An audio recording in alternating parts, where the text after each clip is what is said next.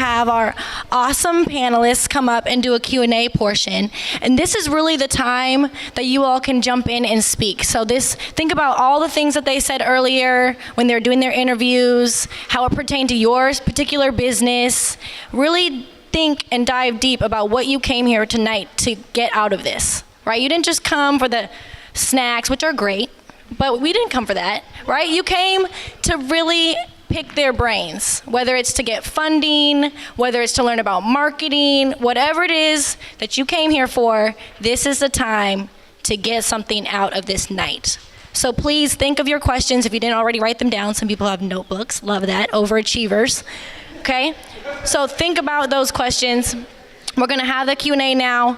Please, they're here, they took their time out, so we really wanna just, get to know them more, okay? So I'm gonna pass it back over to Rebecca and the panelists. Christoph, do you go ahead and start with your question?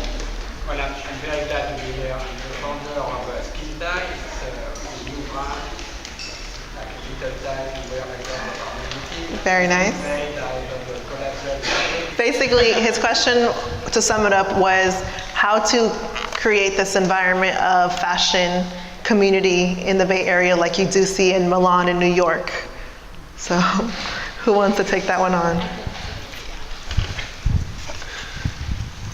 Make that your message. I mean, I go around and I get dressed up, and when people ask, I say, why isn't San Francisco a fashion capital? Like, we have some of the smartest, most attractive people in the world, and yet it's considered almost frivolous and like something that not smart people do. So I come in and I prove the exact opposite. Like, look what I can do, look where fashion gets me as a part of my life, and start sending that message and doing more things like this. Like, maybe you should host the next one and we can all come to your event and start promoting each other and helping each other and actually talking about what it takes to do this here and what it takes to make it here, and bringing the community together. Because in working in New York and working in LA and then coming here full time, I miss that. I miss having my community of people to talk to about color and fabrication and the way things work. And even when it's silly ideas, even when it's like Comme des Garçons put a bunch of like random lint balls down the runway, let's all joke about it.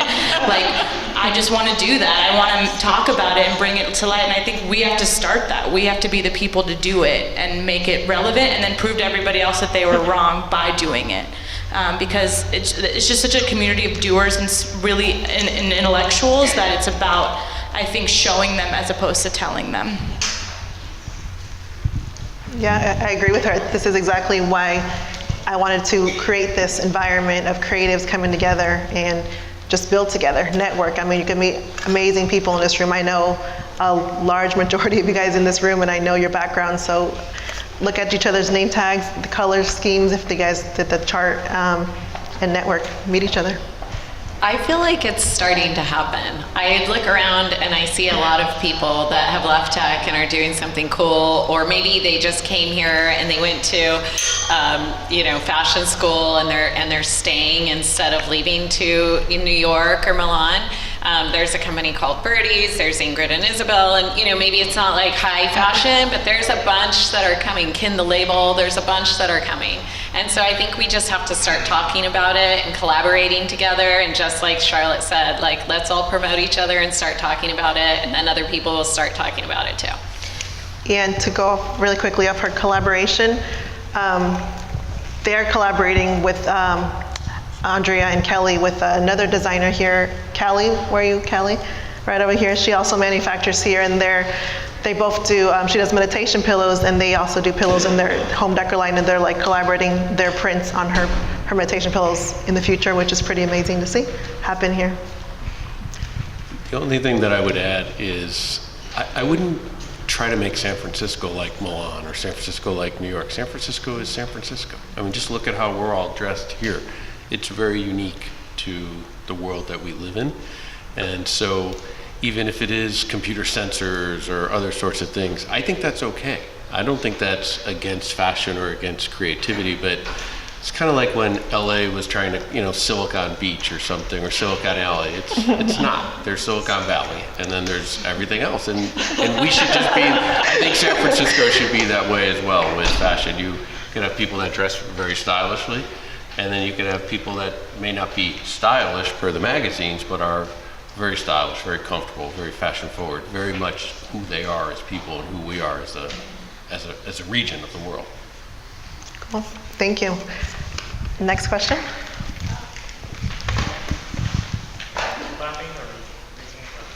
Okay, April. I think maybe all of you can, this question is for all of you. Let's say you do have an idea that you're very passionate about, and there is someone that can help you with your career, let's say invest or help you in some way to progress your career, but they try to take control and tell you what you can and cannot do. How do you handle that situation? Have you gone through it, and how do you handle that situation in all aspects, mentally and emotionally? Well, if you take money from other people, they will want to say something. So don't take money from people. It's like a marriage, you know, so unless you want to marry them and you think they're amazing and you guys get along famously and it's, you know, mutually beneficial. But, you know, like all relationships, there are breakups, you know, and so I think it's hard sometimes to keep your, you know, intellectual property and keep your creativity when you feel this like tortured relationship happening. So hopefully you're able to find a way for you both to kind of go your separate ways, whatever that would be. But it's sometimes messy and sometimes it's clean. And to go off of that, your agreement, your initial agreement that you come up with, you make, as you're the founder, you make that agreement and find somebody who fills that for you. Yeah, and make sure you have legal agreement. Yeah, and then go from there. If they want some adjustments, that's fine too, as long as you're okay with that. But you're the boss at the end of the day. Don't be desperate to take anybody's offering of investment and they'll own half your property. Like, if you don't want that, then on to the next. Especially, like I said, in the Bay Area, you can find funding. It's pretty easy, actually. Anybody else want to touch on it? No? Okay, next question. Hi. Actually, this one's specifically for Mike because you deal with like funding like new startups and everything. How do they find you, or do you find them and make an appearance? Most of them just found me, and it wasn't necessarily, because I wasn't necessarily looking to it. It was just more somebody knew somebody who said, you know, you might want to speak to Mike, or, you know, that kind of thing. So it was really more serendipitous than anything. And then I started to get involved with certain companies, and, you know, after 3, 4, 5 months, as I talked about before, there's a lot of relationship building that goes on, and some of them are just I really, really like the founders. They're, you know, really hardworking. They're really trying to do a good thing. They have big visions. They were just exciting to be around, and so I hung around a little bit more, and I filled a role that they didn't have, and that's always a good place to be, where you're bringing something to the party that's adding to the picture, and so that's pretty much how it's happened. Okay. Yes. So, a question for Charlotte. You said you worked in New York, LA, and now in San Francisco. Is that right? From your perspective, what's the biggest difference, you know, when it comes to consumers in these 3 cities? If there is a difference, and if yes, what is it? San Francisco has a lot of style shamers, I call them. They're people who like say things like, "Oh, you got dressed for this?" I'm like, "Yeah, sorry that I got ready to see you." It's like, what? And then I try and shame them back. I'm like, "Yeah, I don't dress like a toddler because I'm an adult, so I don't know why that's so confusing." But yeah, that's the biggest difference, I think, is like you constantly interact with people who are like ready to tell you that what you do is like outside of the realm of existence, and it's like in every other city, it's like, "Oh, you work in fashion, that's great. Like, what do you think of this?" Or "How do you," you know, there's like an essence of it being a part of a consumer culture, it being one of the biggest dictators of consumer culture. Like, you're the expert, and here I face a lot of people who are just ready to like come at me quick for like what I do, and it's really strange.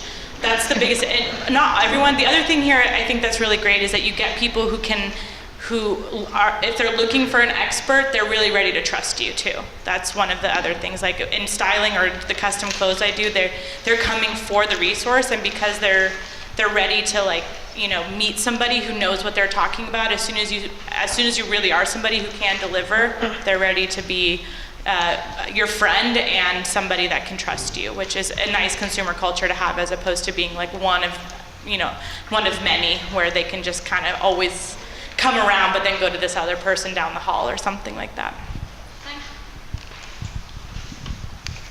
Okay, next question. Yeah, you with your hand up, yeah. So, I'm sorry, I forgot your name. Amanda. Amanda.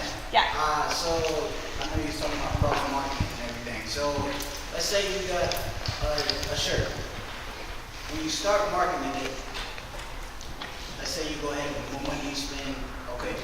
But like Coca-Cola it has different flavors, but it has one taste. So if you got a shirt and you put it out, do you try to bring like a different color or to keep people coming back? Because I know you're spending money to bring people to you, but if you got one certain product, how do you not let it get old at the same time? Yep. So a couple of things that I'll say is, we sell clothes, but I'm marketing a brand. And so ultimately, the most important thing for me is that people understand, like, cool, I can sell this shirt to you, it has stripes, it's really soft, it's sustainable, but like, you're buying into a lifestyle when you shop for us. And so I think Coca-Cola, you're buying into Coca-Cola as a brand, and you're associating with the value. So I think the most important part is to start to think about it one level above. The next thing I'll say is, when I joined Amourvert about 2 years ago, like, we were a t-shirt company. Like, we actually, I mean, we didn't have one shirt, but like, we sold like 60, 70% like knit tops, and the other rest of it was knit dresses. And now we have pants and woven tops and blouses and silk dresses and silk blouses and shoes and everything. And it's exactly what you're talking about. Like, it's hard to make someone come back and buy the same thing twice. So not only does it give her options to come back, like for us, we're about fashion. So we have new clothes every single month. So we want her to be able to come back and see something new anytime she comes to our website and finds something new. And I think ultimately that's what drives not only like your average order value, so they're like buying an outfit, but then also like their lifetime value. So like, how much are they spending over 6 months or a year?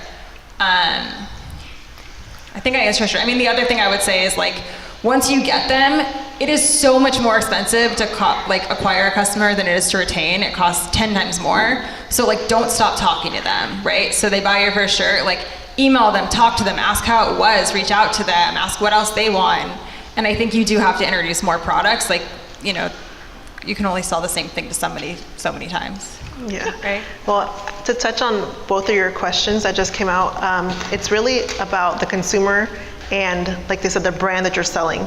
And with millennials nowadays, it's not about what you're buying, it's what you believe, and do your missions align. So especially here in the Bay Area, we're all about, like, is it sustainable? Where does it come from? So at the end of the day, it comes back to the brand, the purpose, and millennials, it's all about that. So. Yeah, I mean, I think I always like to give the example of, like, if someone comes up to you and is like, oh, I like your sweater or whatever, like, you're gonna like, thanks, and then you're gonna either say, I got it from this company, or I got it when I was on this trip, or I got it from a vintage store, or I got it on sale. And like, what that is, like, that says something about like who you are as a person. And I think you have to tell your customer what that is. Like, you have to tell them what they're supposed to say. Otherwise, like, they create their own narrative, and they might talk about the price rather than like why it's such a good shirt, that, you know, why someone else should buy it. Yeah, the story is so important of the brand, yeah. Next question, right at the hat. I think this question applies to Amanda and Kellie about marketing. What metric do you feel is the most important to focus on? And once you see that metric, how do you scale it? I would say, first and foremost, like, your cost per acquisition, and then what is your average order value, and what's your 6 month and 1 year lifetime value, or spend basically out of lifetime value is what we'd say. But and then once you find it, I would just like focus so much on like, okay, when do I want to break even on this customer? Okay, what does that mean? How much can I spend on that customer? And then like, where can I find those customers? And like, try as much as you have money for to try, and then when you find something that works, like run, because it'll stop working, and then you have to find something else and run in that direction. Yeah, no, I totally agree, and that's exactly accurate if you're doing paid. If you're not doing paid and you're doing more like social or brand awareness type things, then you would look at your like conversion rate. So all those things together: conversion rate, cost per acquisition, lifetime value. Yeah. Next question. Twinsies. Hi guys, my name's Ondrea. I'm Christina, and we're dental space as well. So double the trouble and double the fun. Nice to meet you. We just had to do that. It's like an unspoken rule. But we each have questions. First of all, what advice would you have for children like us nowadays want to maybe be successful in maybe design or making a brand, something like that? I would say that's awesome. I think you guys are like so far ahead of where I was when I was your age. Like They are. In my head. Yeah, I mean, if you're here and you're learning this now, like you have the resources, and like I see every day, people younger and younger coming up with these amazing companies and amazing brands, and so you're young enough not to be jaded in any way, so you should just go for it. So I have a 9-year-old daughter. She'll be 9 in a couple of weeks, and my wife is always, she's very creative, and my wife is always telling her to dare to be different and follow her passion. And so that's something that gets said in our house pretty much every single day. And following your passion, you can do anything. You really can, so do it. Thank you. Next question. Real quick, sorry, I still back to follow. Great panel so far. Love the insights you guys have been giving. One of the questions I have is that sometimes what I see is that people have a misperception of like some of the hype behind venture capital, and it's oftentimes a mismatch with their company or the industry that they're working in. Can you guys give like some more insight to what's a good candidate for venture capital and angel investors, and what's like a better route for someone to go to like private funding, loans, etc.?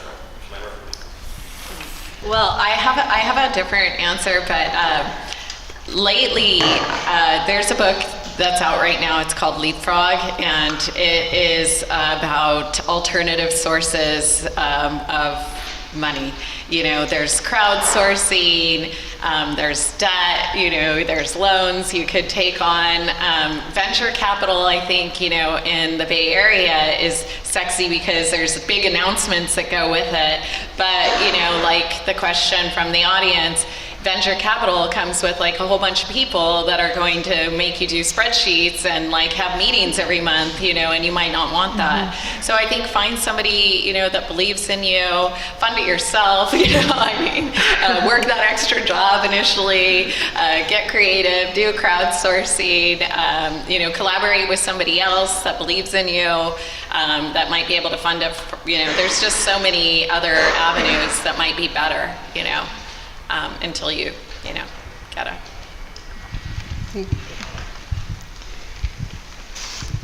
Also in fashion, they have sweat equity partners, they say a lot too, or I guess it's in every industry, but like in this, there's so much logistics involved in getting your product out to people and getting people to understand the value of what they're getting and how, everything around it. And as a designer, you have so much responsibility to create as it is that it makes sense to find people who, if you know your weak spots, that can come in with venture around some of those logistics as well. People who have those connections and want to.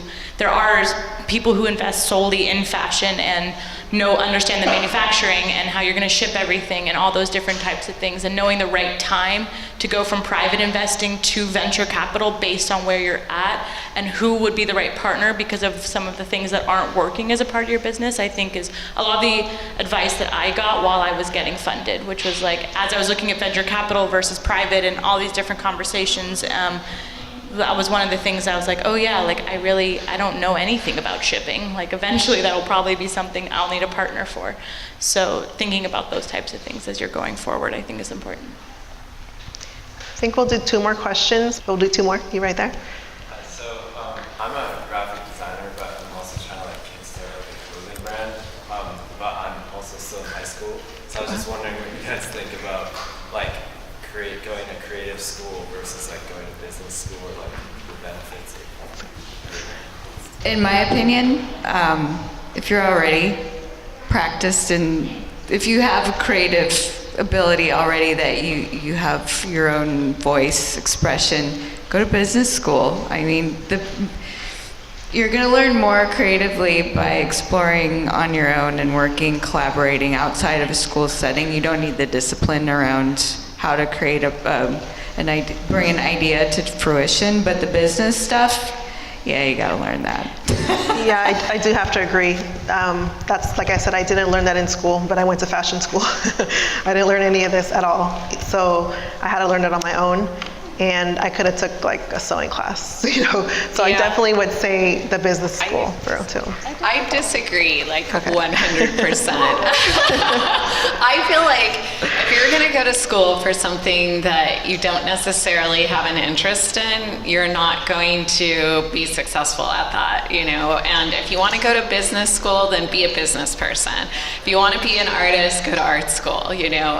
Follow your passion, and those other skills you can learn. You can take, there's so many alternative ways to learn business these days, and so many alternative schools. I actually started as a biochem major, and I was like, what? Why am I doing this? There's artists that are successful. I'm going to go to art school, you know, and I changed pretty quickly. Yeah, I would say I started as a fashion design major and ended up with a sociology degree. And I'm not a fashion designer. So if that's something you want to do, that's the kind of thing that you need like actual training for. So, you know, whether or not you do it in undergrad or you do something afterwards, but I feel like you should follow your passion because, you know, why not? Like, you can always learn something later, but. Yeah, I guess it's in the middle because I did exactly what Kellie said. I knew if I was terrible in high school, terrible, had a 0.5 GPA. So school wasn't my thing. So I knew if I wanted to go to school, it had to be something that I loved. So I did go to fashion school. I just feel like I didn't get everything I needed. So, but I think in every industry you choose, every major you choose, you're going to have to learn outside if you really want to advance. So City College has one of the best fashion programs here, and you're paying thousands of dollars to go to these other schools, but you can literally get the best fashion in City College. So you have to I've taken classes there on the side, so you're gonna have to do that no matter what, if it's in business or fashion. I just say pick a good school, and that makes a big difference too. Plus, if you're launching a brand, or you're gonna try to launch it, I mean, if you launched a t-shirt company, you're gonna learn a lot about business just by launching a t-shirt company. So I would probably err on the side of what Kellie was saying. If your true passion is graphic design, I would probably continue to pursue that passion. You're still in high school, so you have plenty of time to make these decisions, but just by launching something, you're going to learn a lot about business. Brad? I'm just going to respond. Oh, go ahead. Go ahead. Really? Yeah, go ahead. All right. I do feel like I have a couple things to say to this, and it's important. I think that school is a great place to learn what you want to do. If you know what you want to do, the best place to learn how to do it is by doing it, right? And I don't mean to step on toe, because these are some very successful panel, by the way, and I just have the background of having the best schools, right? I did that because I had no clue what I wanted to do. If you know what you want to do, go do it. If you're looking for what you want to do, yeah, go to school. Thank you, Brad. I'll take it to the door. It's okay. One more question. So my question's on advice. I know you guys probably talked a lot about this, but what is the point where you take the constructive criticism or you take the advice, and where's the point where you kind of I don't know if I really believe this is constructive or if this is kind of you had a fear and you didn't like get to where you want it to be, you know, in like my yearly like age or something like that? Like what's the point for you guys, like when you guys discerned when it was an advice and when it was like kind of like toxic advice? Does that make sense? Ultimately, like you have to be true to yourself. You have to be true to yourself. I would say at the same time, like for me, what's really important is to understand who that person is giving the advice and what their background is. So like if someone in my, you know, world comes to me and is like, I really think you need to run these type of Facebook campaigns or whatever, this type of marketing, and they've like never done marketing before, I'm like, thanks. Cool. But if it's like, you know, somebody that has experience, you're like, well, maybe I should at least consider it. And I think ultimately, you know, that's a specific example, but I think it's always important to consider other people's perspectives, but always with the context of who that person is and what their background is. But you also have to like, you know, sleep well at night, and you know, and you don't want to regret your decisions, and like, it's not that you only get one chance, but like, you know, you have like moments that you can make decisions that can take you to the next level or can set you back, and I think you have to feel really good about that and know that if you know, took someone's advice, you wouldn't regret it later or something like that. Yes. All right, let's go. And if you're talking about design, I think follow your heart and trust your instincts. Your gut tells you every time anyways. Like I know when I'm doing something I don't actually want to be doing, and I'm just like fighting with myself on the inside. I'm like, no, I want to cut this fabric this way, and then it's like really messed up, and I'm like, I knew that. And your gut's telling you all the time what you're supposed to be doing creatively. And it's those of us who I think are creative and on a consistent basis, we just are really connected to that voice all the time. We're kind of sensitive people who feel a lot. So like just get into those feelings and trust them when you start harnessing them. And as you're learning them, let yourself make mistakes, because you just do it. Like it's just happening, and then learn from them, take notes of them and journal and try and capture as much of that emotion that's happening inside of you as you can externally so you can reference it. If it's not like logistical or like marketing, if it's creative and you're kind of like in this free fall of like, oh, I like this color, but maybe I hate it. Like start just trusting your gut and building that reference point about yourself. You can hold it. Okay, so that wraps it up. Thank you so much for coming. Let's thank the panelists.